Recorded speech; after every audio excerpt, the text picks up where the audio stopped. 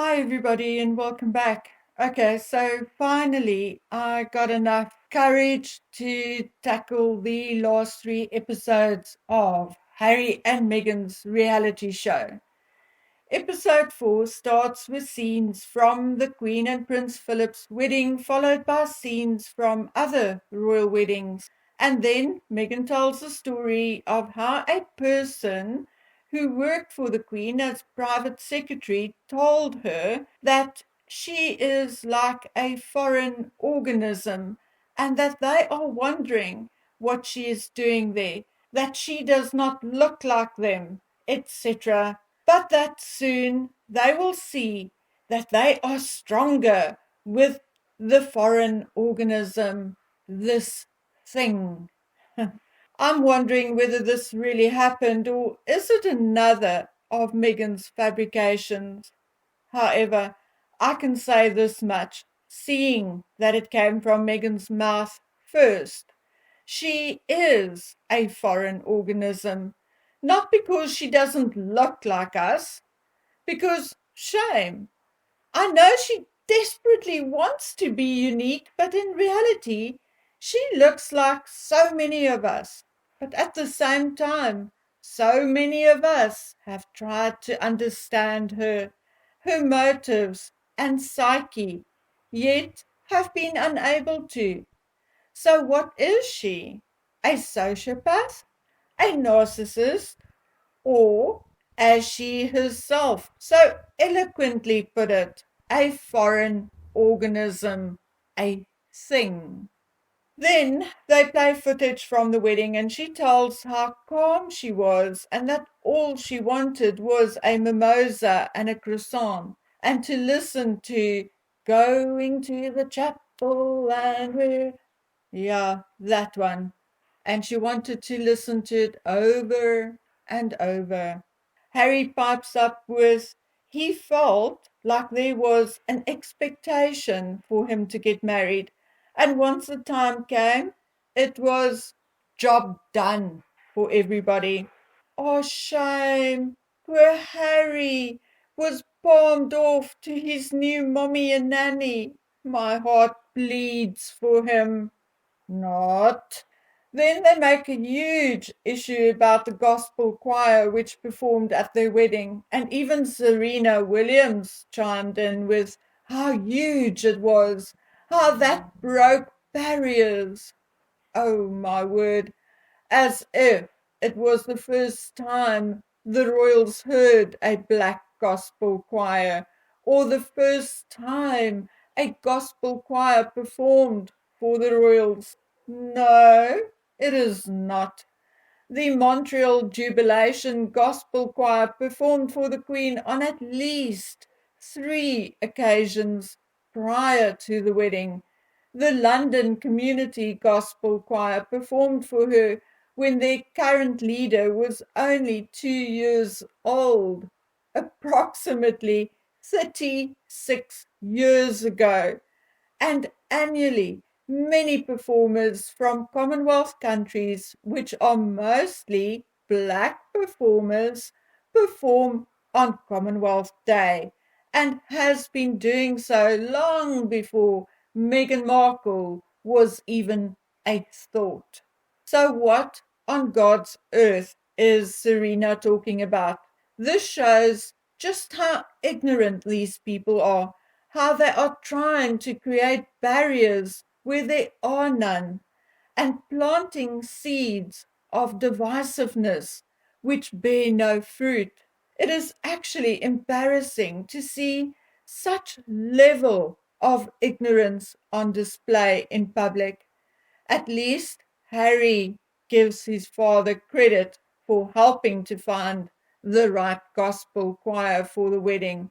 So I wonder, Serena, Tyler Perry, and others, how on earth Prince Charles, now king, could have done so if he was ignorant and never dealt with a black gospel choir before. Just go mull this over, you lot, please. At one point, Meghan actually let slip that she felt it was all temporary. So I wonder why no one picked up on that in the media. Anyway, there are interviews with Heather Dorak, Vicky Tai, Lucy Fraser, Silvertree, and James Holt in between all the other nonsense.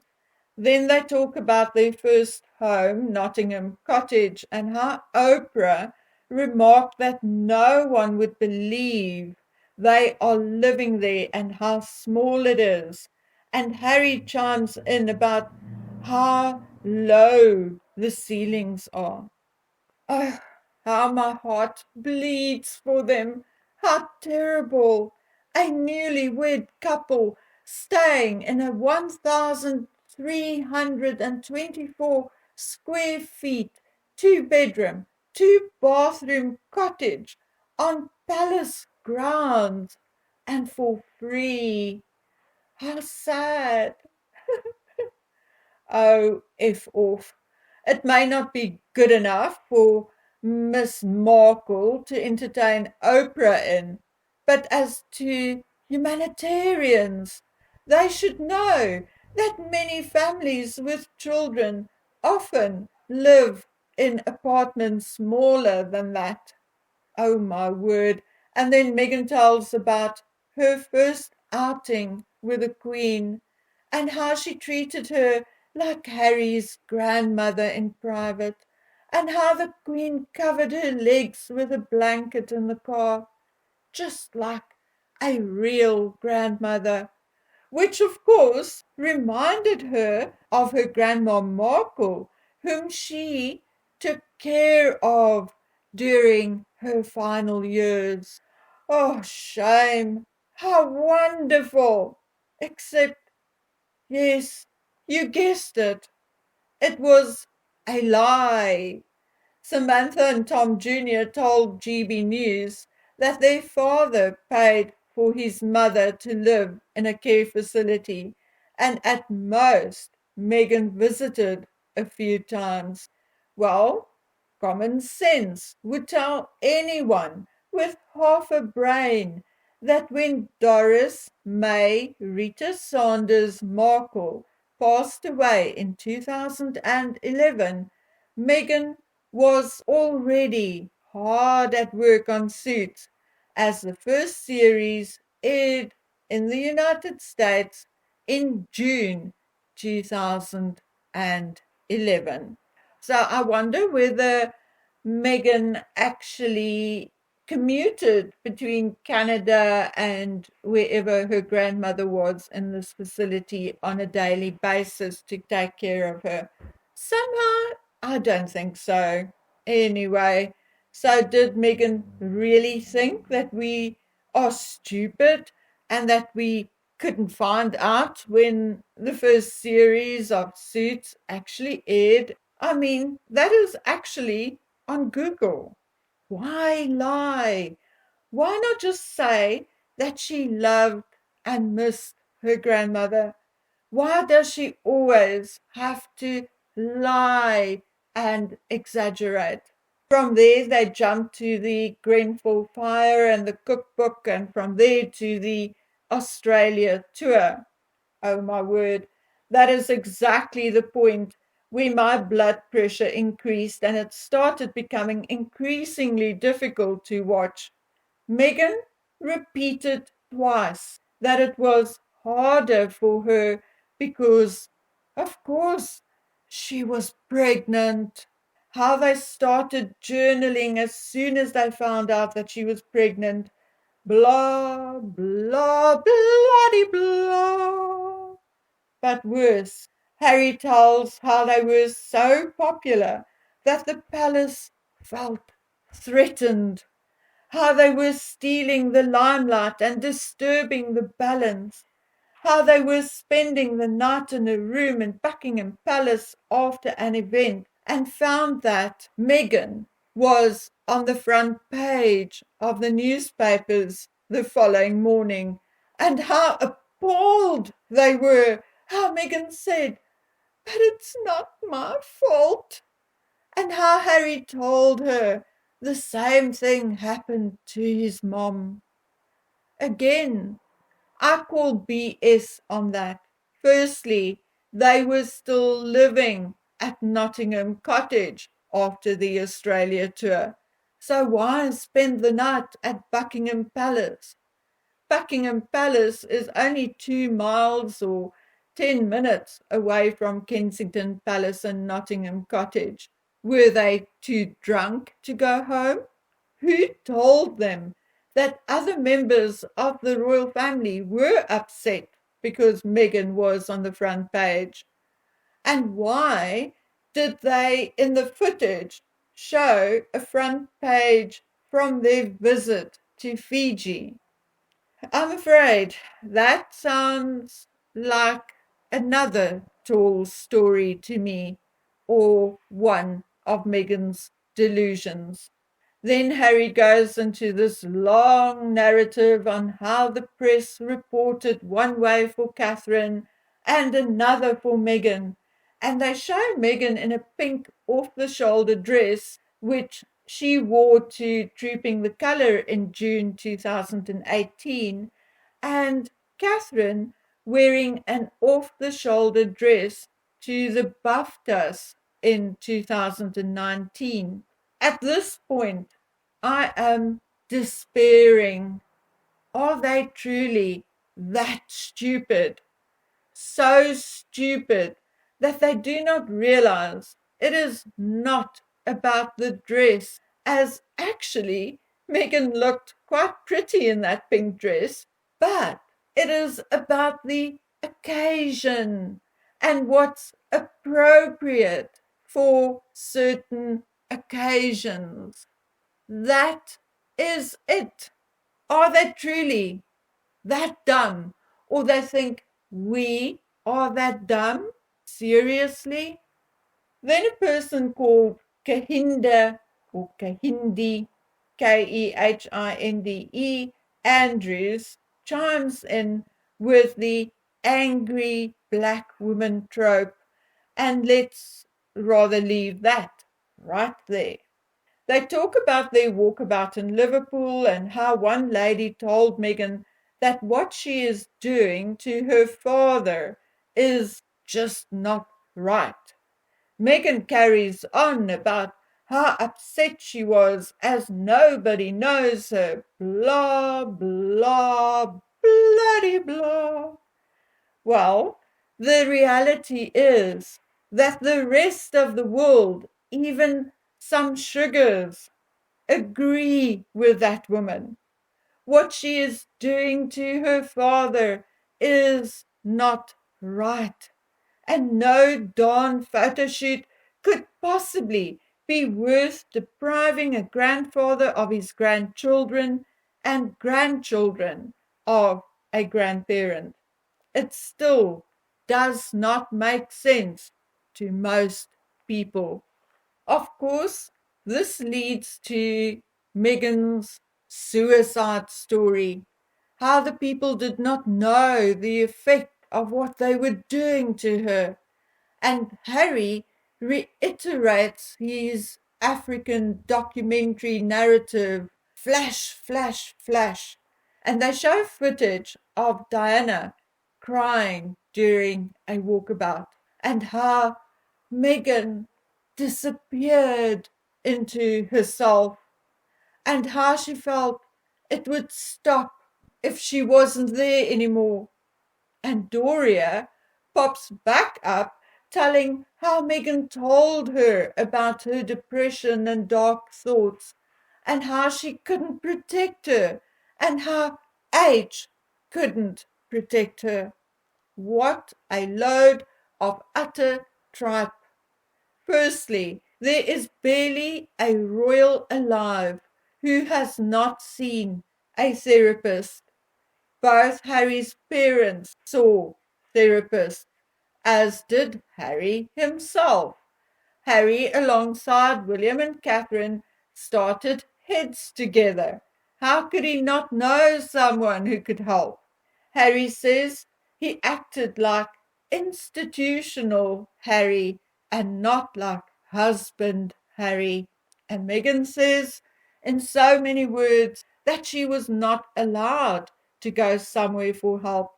They said it would look bad for the institution, but she doesn't say who they are. Now, I fully believe that this is 100% a lie. Prince Philip's mother had mental health issues, and he had loads of empathy and was one of the first people to suggest getting help for Diana. Charles saw a therapist for many years, and when it came out that he did, everyone said, "Good for him." William and Catherine first suggested Harry gets help. So please, Harry and Meghan, tell us who refused you help. Who? Because it certainly wasn't the Queen. It wasn't Charles, William, or Catherine. So who? And how on earth could Harry not help? And what about that doctor she talks about later on? Her unnamed doctor, who she had such a long relationship with. Did he or she also fail Meghan? And Doria, supposedly a social worker, and allegedly Doria has a BA in psychology, which she allegedly obtained in 2011. Had Doria had a temporary lapse of memory and forgot everything she learned? I'm just asking, because if not, then it is all BS, BS, and BS. Then Harry barges into his favorite go-to topic and his father telling him he can't take on the media. Then he tells about the constant media briefings, favors, inviting the press in, leaking, and trading stories, and how the officers work against each other. Now, I think this is the ideal time for a truth bomb. And in my description, I'm going to ask that you stay listening at least to or after this part of the video.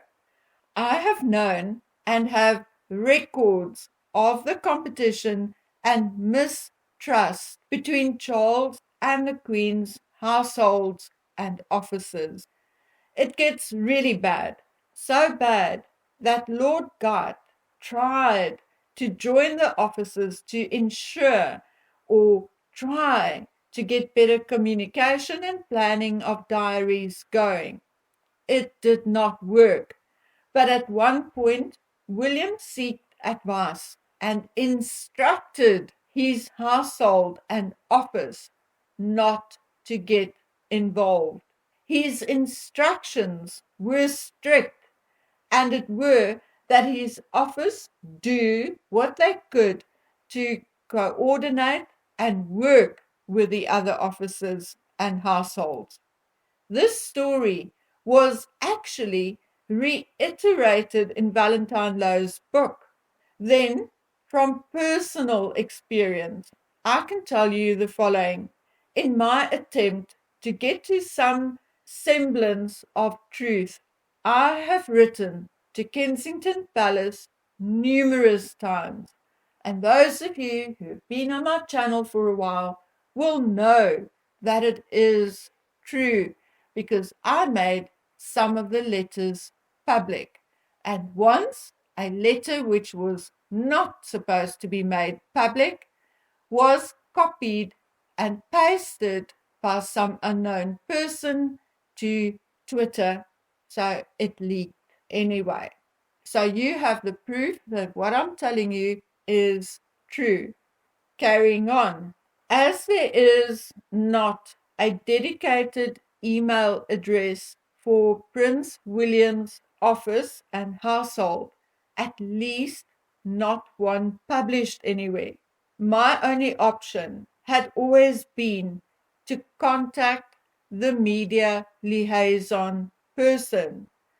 Out of all the letters I wrote, I basically only got a reply twice.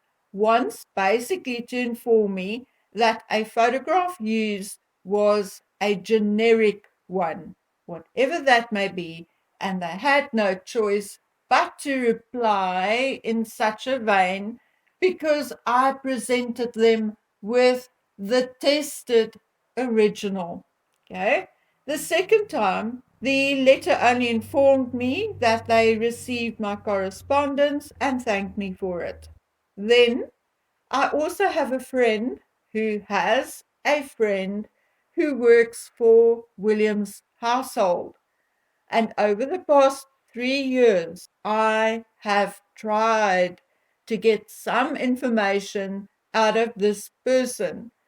And I give you my word that the most I ever got was a yes or no answer when I presented him with something which was already in the media.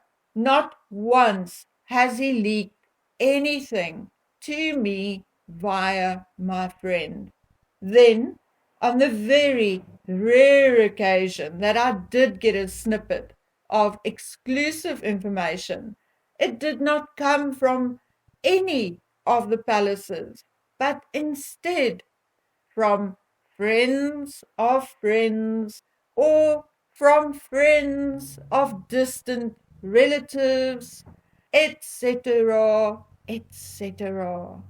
Again, I am amazed at Harry's short-sightedness and stupidity. He should know how many people they all come into contact with on a daily, weekly, and monthly basis. Does he really think that the officers are the only humans with brains and tongues? Seriously? Also, isn't it true that his wife kept her business manager and PR during her tenure in the royal family?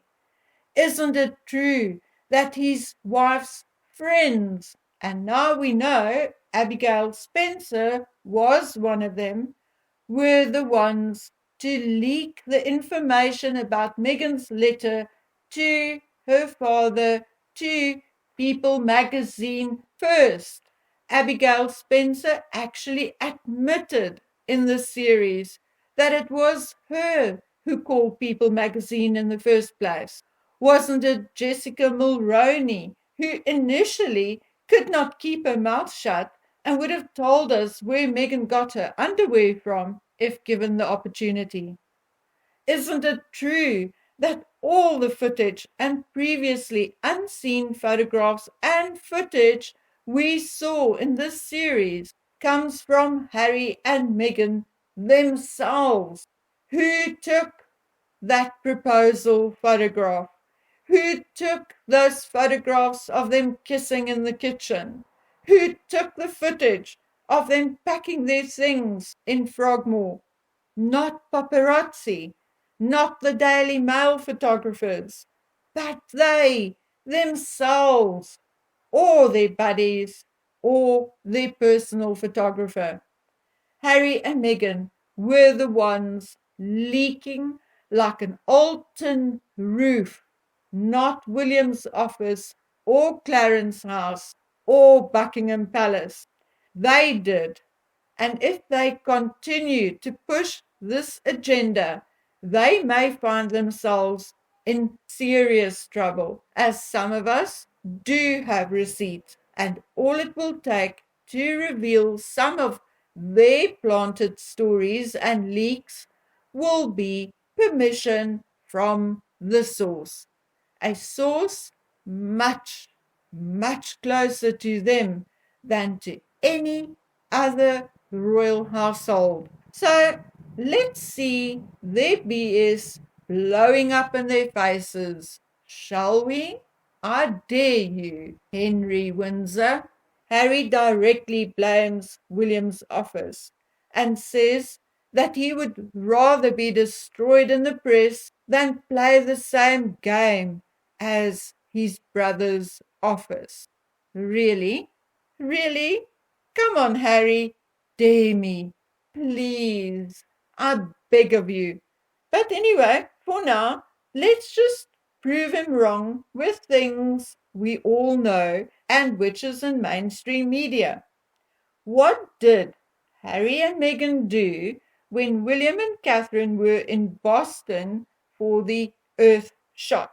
Meghan had her friend reveal Archie's face on an old Zoom call. Meghan went to Indianapolis and they also attended the Kennedy Awards. Oh, and looking a little further back, wasn't it Harry who said that he worked to ensure that the Queen had the right people around her? We'll stick with that for now because I think you all get the message. Then Meghan said she could not even text her friends or send a photograph. Shame. Why not, Meghan? Because your friends, like Abigail Spencer, had a tendency to run to People magazine with everything. True or not?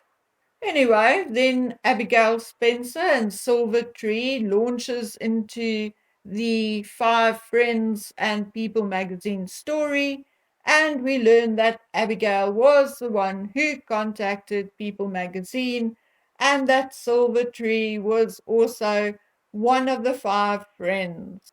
Cool. So much for keeping that secret. Then Meghan launches into the New York baby shower story. Ha ha ha. She says it was a surprise. Yes, we believe that.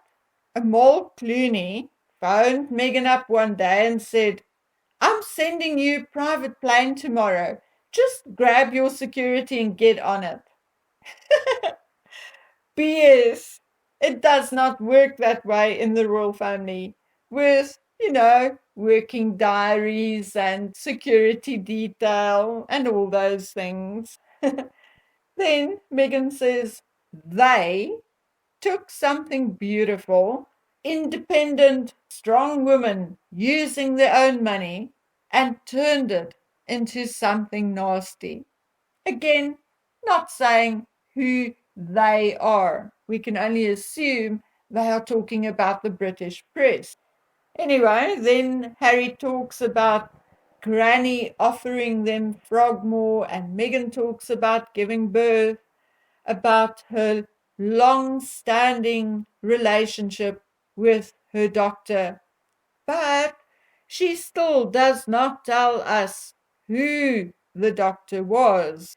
We now, after everything, know that it was not Dr. Penelope Law, who was away at the time, and we also know that it was not Dr. Gary Mother, who does not have privileges at the Portland. So who then? Who? Wait, I know. His name is Casper. Casper, the friendly ghost. Meghan then says that she wanted to have photographs taken at the Portland, but was told it was impossible due to safety considerations around the hospital's entrance. Now, I wonder who told her that. I don't know precisely, but I can tell you it was not the hospital administrator. So who and why would they? They've been there and done that before. Remember Sarah, Duchess of York, and Prince Andrew? Well, here are photographs of them leaving the Portland with baby Beatrice. And guess what? Then they did it again with Eugenie at the same hospital, namely the Portland. But, I guess Harry forgot all about that, and Meghan did not know about it. I mean, she's not known for doing her homework, is she? And then they talk about the South African tour, and there is an interview with the nanny, Lauren. Meghan tells how exhausted she was and how grateful she was that someone saw her as a human being. And that is why she thanked the interviewer for asking how she was. Anyway, just as a sidebar, um, during the interview with Lauren and even Meghan talking about their South African visit, neither of them actually mentions the fire in Archie's room. Now, if you did not believe me in the past that it never happened, I think maybe it's time you do. Anyway, and then James Holt comes up for her and basically said that it doesn't matter what the causes were. Meghan was struggling and needed help. Well, I guess a husband, a horde of staff, and a nanny was not enough for Meghan. Anyway, there's a lot to unpack, so I'm doing episode 4 separately and we'll try to do 5 and 6 together. The weather here is a bit dodgy and heavy rain is predicted for later today and tomorrow. So I have both dogs in the house. So if you hear some thumping going on in the background, that is what it is. Two big dogs in a small home. Anyway, we are also on stage 6, load shedding as from today, and they threatening stage 7 and 8. So we are having 4-hour outages, but we are used to that by now. The generators keeping the fridge going, and in between, we try our best to have phones and laptops charged. The inverter is doing its job for keeping the internet on for at least 2 of those 4 hours. So I'm doing what I can, and I will certainly try to be back as soon as possible. So until then, please take good care of yourselves. Bye.